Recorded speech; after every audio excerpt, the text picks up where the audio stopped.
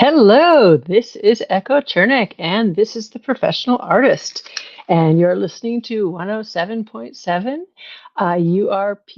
UPRN Talk Radio, also on YouTube at Echo Chernik.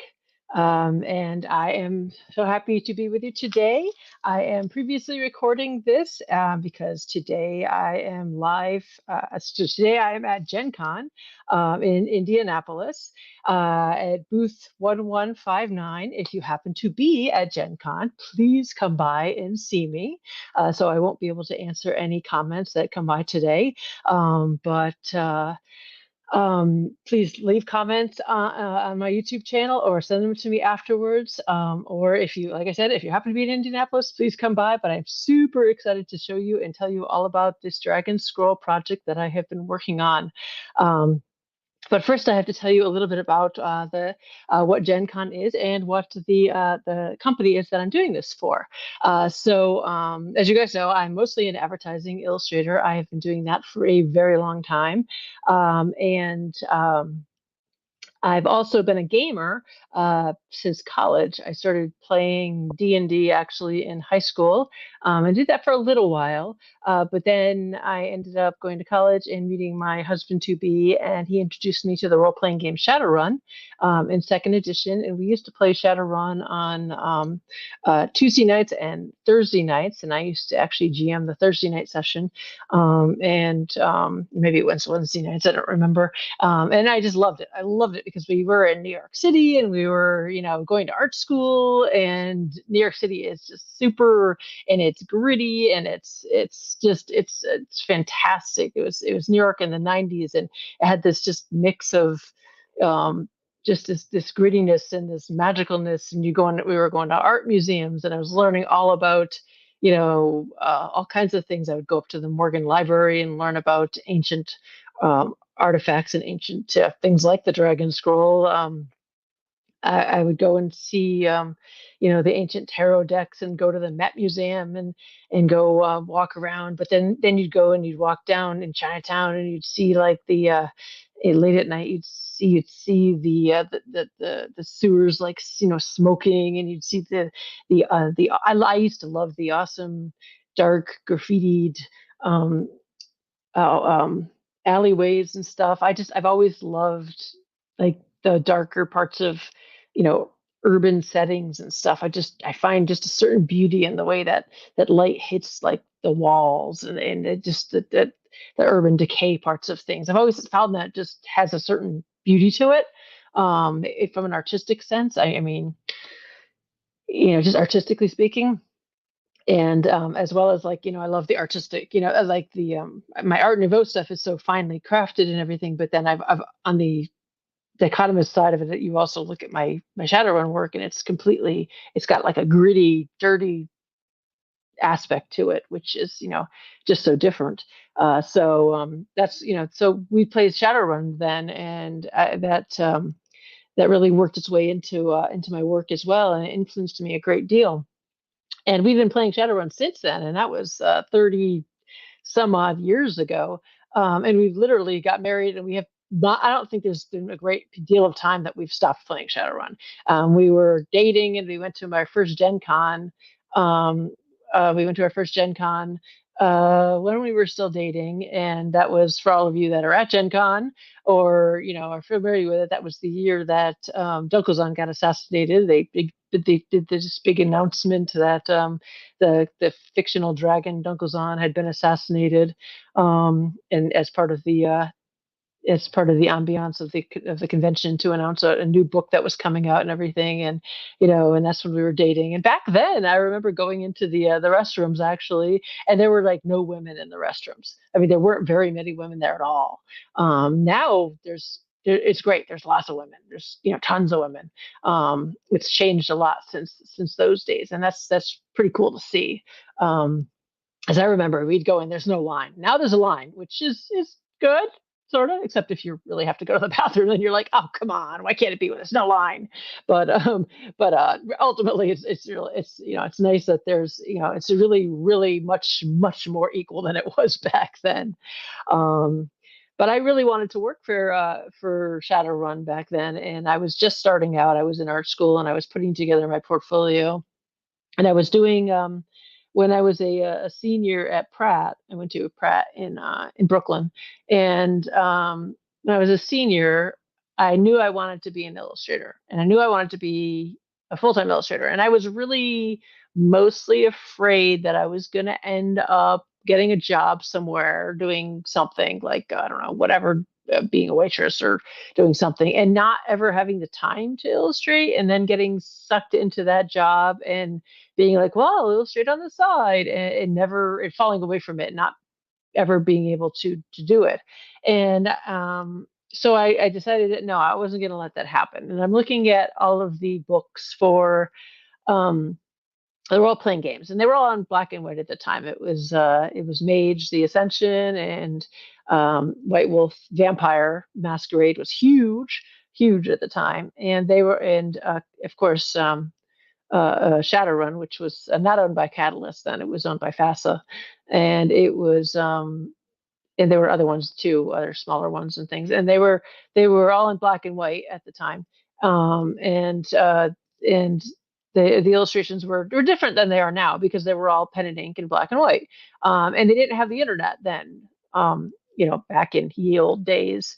And in the ye old 1900s, as my kids call it, and you had to actually mail in your artwork, and so it was different. But I remember studying this and thinking, I could do this, and I want to be an editorial or an advertising illustrator eventually. But this would be a great place for me to start and to kind of learn the trade and make my mistakes.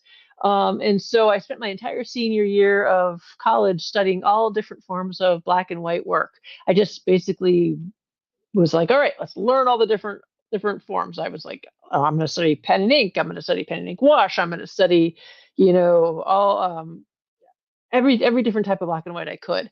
And actually, I loved Tim Bradstreet's work. He had a lot of work in Vampire the Masquerade, and I just like adored his work so much. And I had no idea what he used to get those lines. I was like, what is this stuff? This is like magical. And I was trying to figure out what it was, and it was this. I forgot what it was called. It was this paper, this wash, but I didn't know what it was at the time. So I went to Pearl Paint, which was this awesome store in New York City, and it was like this 5, 6 story walk up artist store that was you'd go trudging up the store, and all the art stores did, and it was down on Canal Street, and talk about gritty, and it was pretty cool. And you trudge up the floors, and I found they had this stuff called zip tone, which was this very thin sheets of like film. And I bought the zip tone and all these different film, they had like patterns printed on them, and I started doing pen and ink, and then I would cut out meticulously these pieces of film, and I would apply it, and so they had all these patterns, and I would just like go at it with the X-Acto blade like some kind of crazy individual. I mean, I was just kind of nuts. I'm really good with an X-Acto blade, by the way. I mean, really good. I could be a surgeon. I think I mentioned in a previous episode that I considered being a surgeon, but I mean, I was a surgeon with an X-Acto blade, and I would like literally just sculpt and thoroughly shade these figures with zip tone because I was trying to emulate what Tim Bradstreet was doing, but I didn't know what material he was using. And so I was, so I ended up developing my own shading style using the zip tone. And so I put those up for display, and I ended up getting work with White Wolf. And I tried getting work for Shadowrun, but I was not able to get work for Shadowrun. I tried, I showed my portfolio, and I just wasn't able to. It just no, and don't know why. Just wasn't, and that happens. But I ended up getting a lot of work for Mage, and which is when I developed my Art Nouveau style, and ended up getting all the advertising work and getting having a great, hugely successful career as an advertising professional, et cetera, et cetera. Still love Shadowrun though. In years down the line, I was like, looking back 10 years down the line, I was like, I still really wish I could have illustrated for Shadowrun, as I'm a, totally successful illustrator now with kids and stuff. And then all of a sudden I was like, you know what? Heck with it. They've changed hands. They're now belong to Catalyst and new art directors and everything. And so I just wrote them out of the blue. And I wrote to Brent Evans, and he's like, I think it was Brent that was the creative director, art director at the time, and I wrote to him, and he's like, oh my God, yes, we'd love to, but I don't think we can afford you. And I'm like, yeah, yeah, yeah, we can figure it out. I'm pretty sure we can figure it out. And so I ended up doing a bunch of books for them, and people that work for game industries, if you illustrate for the gaming industry, you do it because you love it, not because it pays a lot. It doesn't pay a lot. It pays, tens of dollars. But it's just because you're a gamer and you love it, and the work really feeds your soul, and you enjoy it. I mean, I make more off of prints and everything else than I do off of the actual, what the companies pay, because they're small press. They don't have gigantic budgets. So if you're going to work in the gaming industry, make sure you're just surely aware that you're going to make more off of prints than you are off of what they're going to pay. They're not going to have a very big budget, so make sure you pick the jobs that you like. So I still do a lot of stuff, and they like working with me. I think because they still work with me, and so anyway, so that's along the Dragon Scroll. So they know they can that I'm really passionate about Shadowrun, and that we play, and we still play all the time, constantly. And we have friends we've been playing with for years and years and years that are just as crazy about it. And I know the universe like the back of my hand because I play, which means I put a lot of a lot of extra work into it because I just that's what you do, and it's something that you would adore. You just keep working at it way more hours than you should because you enjoy it. So they decided they thought it would be a really cool idea to have some sort of ancient artifact in the game that was maybe like a spell book or something written by a dragon that was from a really long time ago. Now, for those of you that don't know what Shadowrun is a role playing game that came around in 1991, I think. One, two, one, somewhere around there. I think I should know this probably, but somewhere around there, and it's like cyberpunk and like D&D but mixed together. So it's got magic, and it's got it's magic and technology mixed together, as if imagine a world where the corporations kind of run everything, and you are a Shadowrunner, and your job is to be sort of like the A team. Those of you that remember the A team, where you're hired to go and steal sort of corporate secrets or extract people from other corporations, that you're hired to do runs against other companies. In short, that's the basic gist of it. And you have people on your team, on your A team, that are generally fit into a category. You have somebody that's really good at the matrix, or the internet, that can hack in and get do the technological part of it, get you into the get through the locks and the security and that sort of thing. You generally have a mage or a shaman. There's magic came back into the world, so you got somebody that can handle the magic part of it. You might have a more hermetic based mage. You might have a more shamanic based person. There's a lot of really great levels of just detail and grittiness in there, and you can pick from so many different, like, juicy levels of, well, pretty much it's just pretty much infinite. If you can look it up and it exists in the world, you can just make an awesome character. I mean, that's what's so great about Shadowrun. It's just and it's so gritty, which is what's so awesome. I mean, you have street shaman that just grew up on the street, and they're just I mean, the world is sort of dystopian, which is where you have this corporate, power, and then you have this street level thing. Then you have, of course, you have like gunslingers, mercenary types as well. You need somebody that's it's good with security and such. Rigger, people that are good with vehicles and in the driving and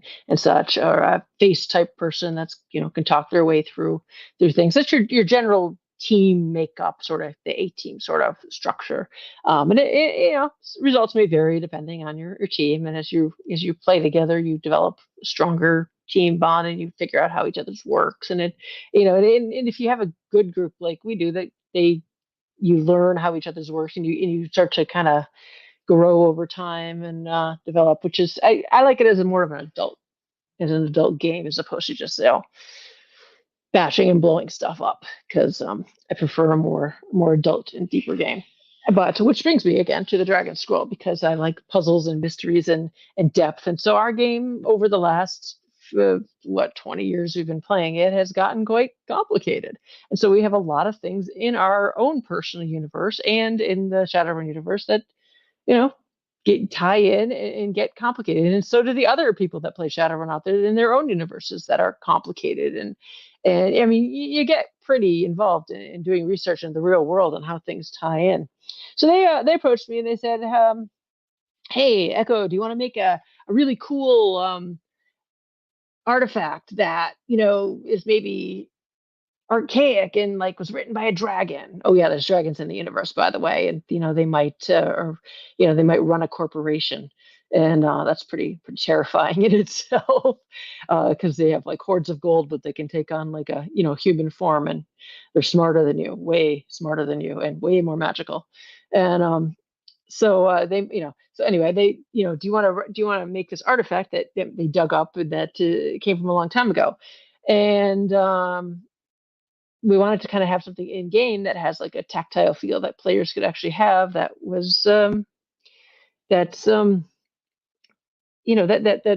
they can actually maybe buy that they can buy that's like magical feel like a magic book or something. And I'm like, yeah, that'd be awesome, that'd be so cool. I could do because they were looking at my black and white work and the intricate like stuff I'm doing for Maya, and they're like, that would be really neat. All right, well, just come up with something and let us know. This is our relationship. They know me good enough to know I know the universe probably as well as or better than most of them, and they trust me, and they're like, oh, go, all right, go. And I'm like, okay. So okay then. So I was thinking about it and thinking about it and thinking about it, and it's more complicated than it sounds. I mean, you think you could put together some pretty art and be like, look, pretty art, here you go. No, not for something that's this important. um First of all, you have the thing is like I could come up with like a pretty magic book and stuff, but what are you gonna do with it? I mean, what's gonna separate it from being like D&D? It's like, okay, here's a pretty book, but first of all, it can't be in English. I mean, you can't read it because it's gonna be like ages old. I mean, you can't exactly be in English. And what's going to separate it from being like something from a different game system? What's it going to be? What's going to make it be different from like D&D or something else? I mean, this is Shadowrun. This isn't D&D. This isn't Pathfinder. This has to be something that's Shadowrun. I mean, this has to be Shadowrun. And Shadowrun, and where is it going to be on the Earth? What's it going to look like? What's it going to, what dragons are we talking about? What is the dragon going to look like? Is it going to be like a medieval dragon? Is it going to be like an Asian dragon? Is it going to be, you know, what is it going to look like? For those of you on my YouTube channel, you're going to be able to see a few more visuals. And if you can go to my website, you can see more visuals too. Best of all, if you're at Gen Con, you can come over and see the visuals for sure. But what I ended up going with is I ended up deciding instead of a book, because ultimately it's not going to be in English, it has to be translatable. And I could make a codex. Now, the difference between a codex and a book is that a codex is basically a predecessor to a book. It's pages that are folded like a fan and then bound together. So it's not a book. It's more like a scroll that you take and you fold. So it's a book, but it's not a book. It's a folded book. And then I was like, well, what about a scroll? A scroll would be cool. That's different than a book, and it would be less production costs. Being an advertising illustrator and an actual like professional artist and so I do production and stuff like that as well. I think about cost just because I can't help it. So I'm thinking about, a book would be expensive and, but, a scroll would be cool and we could put a lot of spells on a scroll. In the end, this is a spell book. So, that would be pretty, it'd be pretty cool to have a scroll, because then you're just talking about one page, but it could be two-sided as well. But I could do a page I could do a scroll that could turn into a codex, but still, how is it going to be shadow running? What is it going to be? Shadow running, and what is it going to say on it? And so I did like a lot of sketching and a lot of thinking, and then it occurred to me that there's got to be a way that with all the technology that's out there that it can be read in AR. or somewhere online. So I started doing research, and I finally found a program that is an app that I like called Halo AR, and it is a program that is easy to use. It's free to download, and you just put it on your phone, and you don't even necessarily need to download to see some of it, and people just download it and they basically I designed the art on the scroll so that it can be translated in red and is AR activated. So in the world of Shadowrun, everything, has like AR overlays. You have like the AR Google smart glasses so that, you can read menus and everything popping up in AR everywhere. So the scroll is not just a 2D piece of artwork. It actually is in AR as well. It is in your phone. It's meant to be viewed in AR, and that's what I'm doing between this week to now when I'm doing this podcast is I'm actually putting the AR overlays on the phone, on the scroll. And for those of you that are watching on my YouTube channel, I can show you exactly how this works. I have a couple of the scrolls here with me, and now this is the black and white scroll, and I have my camera here. You should be able to see this. Well, let's see if I can get it in my camera here. You can see if you can see it. And I could post a video of it working really good. But you can see here's the scroll. And the scroll is just this particular scroll is in black and white. And then I take my phone and I put it over it, and the glyph automatically loads up in color. I'm doing the black and white to color one because you can see it most clearly. And then there's a couple different options that the AR overlay does with the phone. Is that I can now click on it and it can go to a website. And the Halo AR actually lets me do like 3D models and videos and stuff as well. So I'll be loading more content on the fly as well. I'm going to be loading more and more glyphs as we go. There's a couple other glyphs loaded up in here. Here's a gold one. So I'm loading up glyphs, and I have a couple. They have a couple of the other different scrolls here. And so basically, as I load more content, even after the people already own the scrolls, I can update all the content with new artwork as we go. So like if I wanted to add new glyphs and stuff, I can just keep changing it. So it's an updatable, like living scroll. And that's what makes it Shadowrunny. So it's not just this old dead drawing. It's actually going to change as I keep updating it. Hold on. Whoop, lost my camera here. Let's see if I can come here. There we go. You guys can see that there. You see that? You see the little anglerfish glowing there and everything. So it's a living document, which is just that's what makes it Shadowrunny. And that is the magic behind the scroll. And that's actually part of the artwork and what I designed it as. I have a big printout of the actual size here for those of you that are looking. This is the full printout of the size it's going to be at Gen Con. And I actually did a painted version of it so I could get so I could get the right texture on it. I didn't paint the whole thing. I painted enough of it that I wanted to get. I did it in gouache and inks so I could get the right textures of what I wanted. And then I went ahead and modified the rest of it digitally so I could get everything exactly the way I wanted it. So parts of it are digital, parts of it are gouache, parts of it are actually gold. There's actually gold in here. This monster is like 12 feet long, so it's huge. Okay, see I have an Archaeopteryx in here. Let's see if I can get down to the wings here so you can see the gold leaf wings. There's the gold leaf wings. But the colors are much brighter on the actual one because it's supposed to look aged, and so I wanted it to look like it's an old aged scroll. So I painted it in the bright colors, and then when I was satisfied that I got the colors where I wanted them, I went ahead and moved over to digital so I could get it to be aged exactly how I wanted it aged. And I did a few smaller color studies and everything as well. Um, it was a lot of work, but I got it exactly the way I wanted it finally. But it's got, and at the very, it's design wise, at the very top, it's designed in a pattern. Actually, I can share my screen, I believe, here.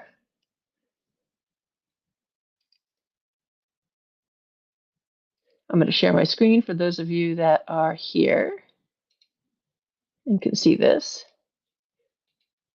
Let's see if I can share this. There we go.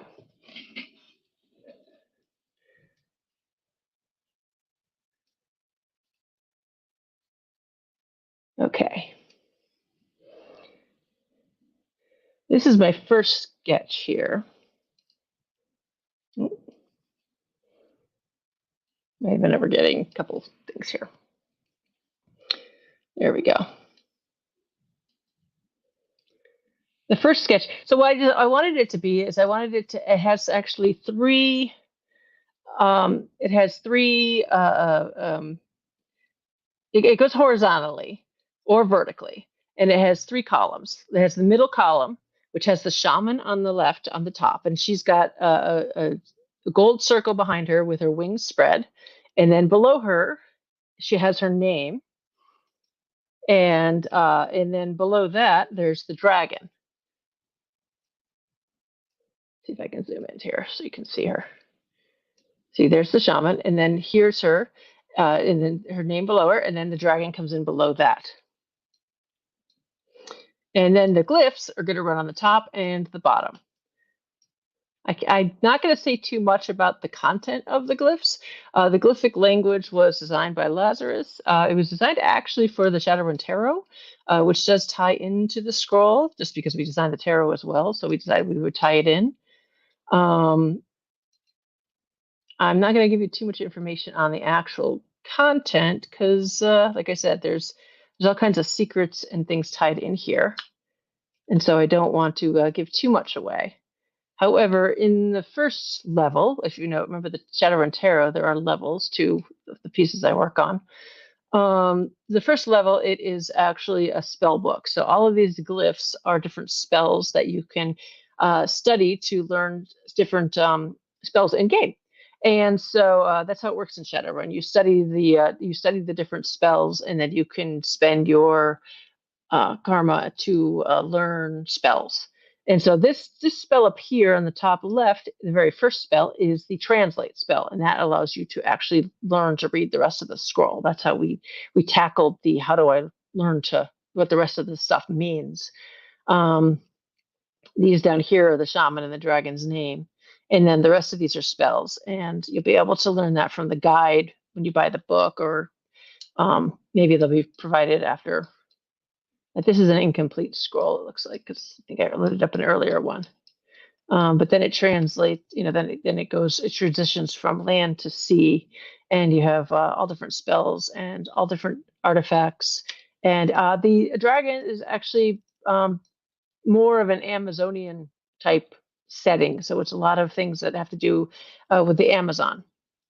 And you'll see like there's all kinds of little tick marks, and there's like a underground cenote with a river that leads down here, all kinds of little symbols and things that do mean things.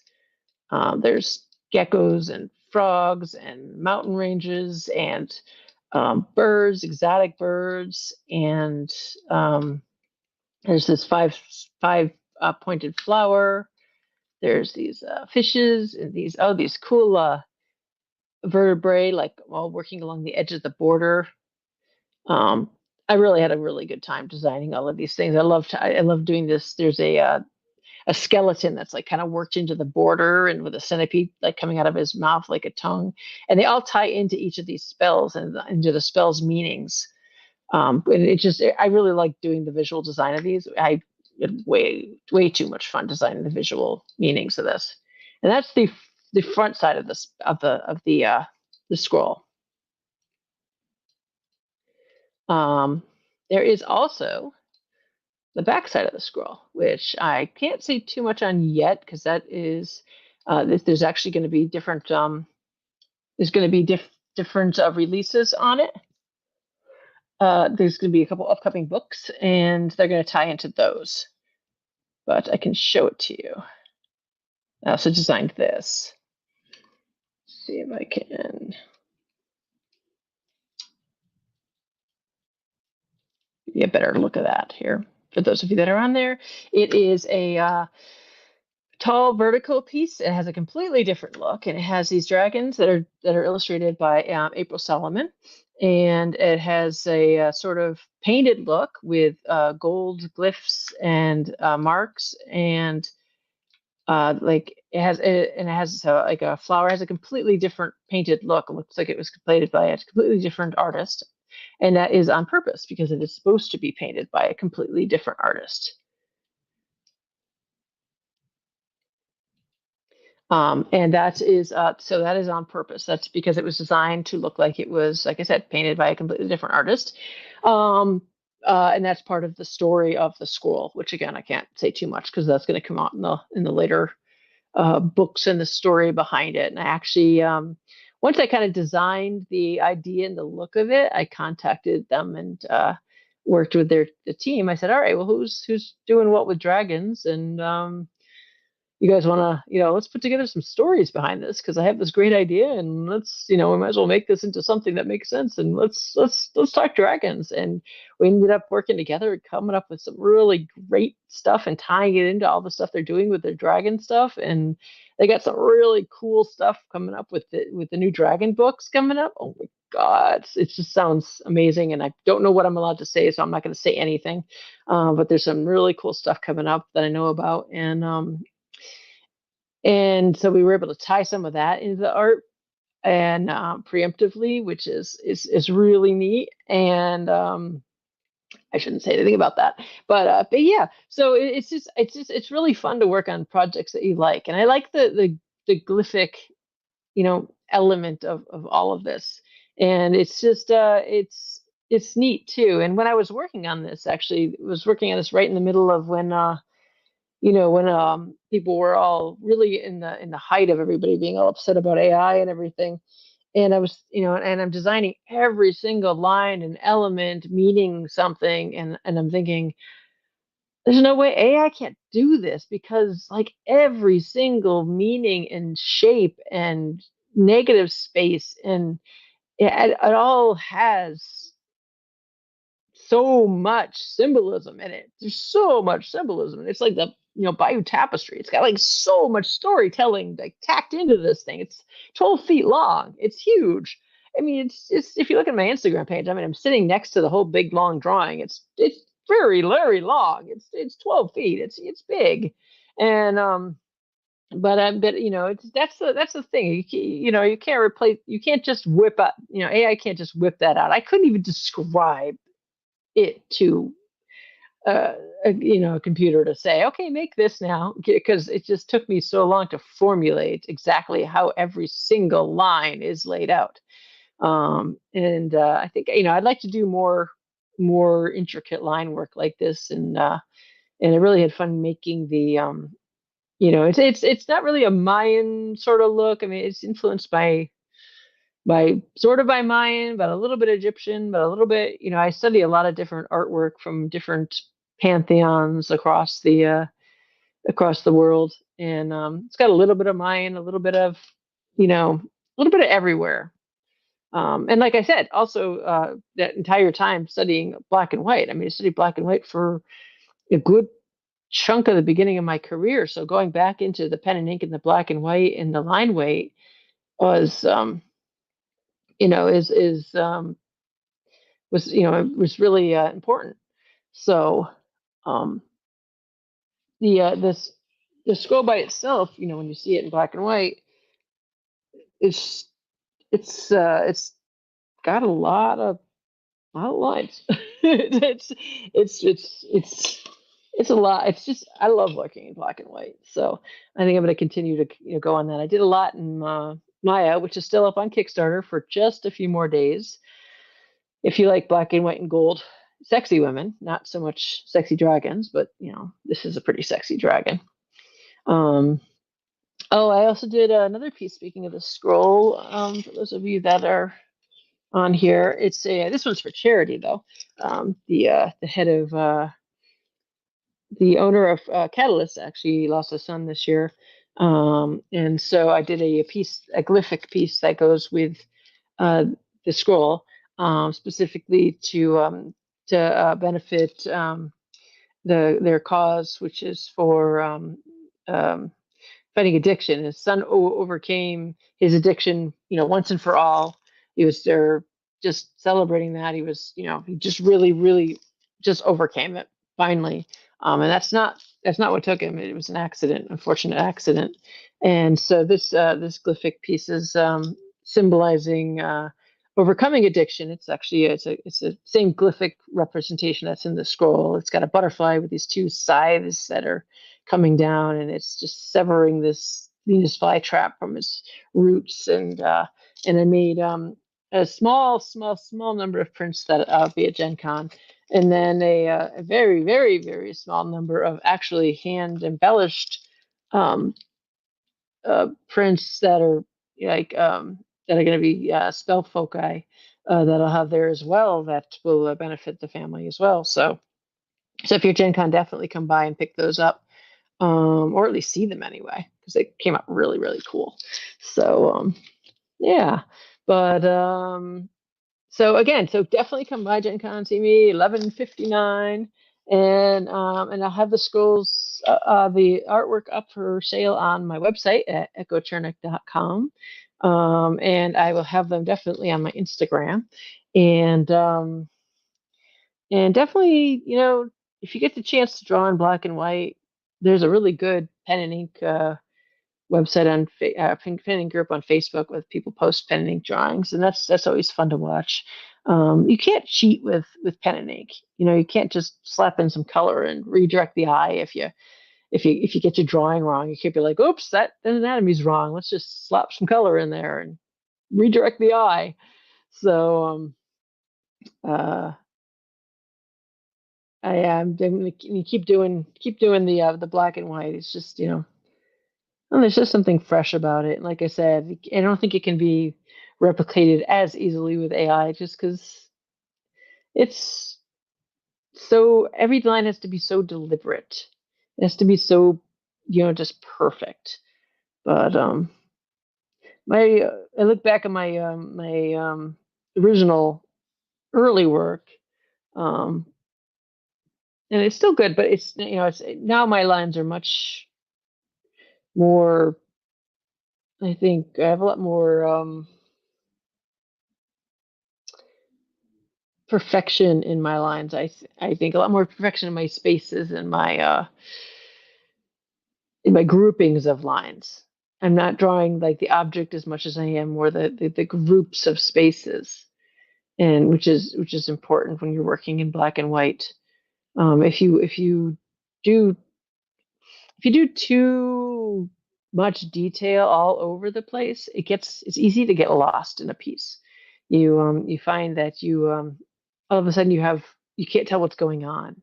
So you have to very, very clearly define what each shape is, or what each shape is within each grouping. Otherwise, you can't. It's easy to lose an arm, or it's easy to lose a leg, or you can't see what's going on, especially if your line weights are all very similar. So in the scroll, I don't have a lot of heavy outlines because it's meant to be colored. If you're doing a purely black and white piece, um, that's not meant to be colored, you can use much thicker outlines and much thicker chunks of black areas. Um, Definitely, you can do big swaths of black. This does not have big swaths of black because I've intended to color it. That's why the black and white one is all line and not it doesn't have any shading on it really whatsoever, except for in the areas that were meant to be nothing but pure black. Um, but it doesn't have shading. Um, but RK Post does some good, really good line work with shading and stuff. His work is just phenomenal with his black and white line work. There's some just really, really great people out there that do just some just really, really good black and white line art you should look at if you ever get a chance. Um, but yeah, so I wish I could ask questions, but like I said, I'm pre-recording it this time, so definitely come by and see me at Gen Con if you get a chance. And otherwise, I will speak with you guys next week.